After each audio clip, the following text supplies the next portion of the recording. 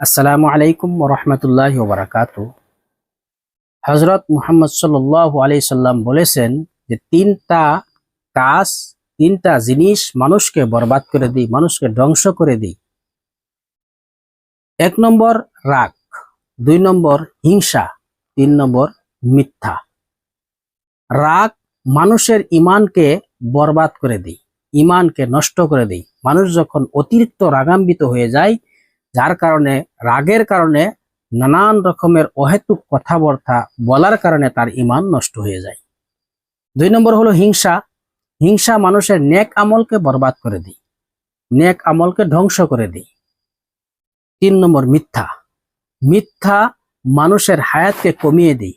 আল্লাহ তাবারক তাআলা যত হায়াত আমার উপরে নির্ধারণ করে রেখেছেন, যত হায়াত দিয়ে আমাকে দুনিয়ার বুকের মধ্যে প্রেরণ করেছেন, এই হায়াত থেকে মিথ্যা বলার কারণে আমাদের হায়াত থেকে হায়াতকে কমিয়ে দেওয়া হয়।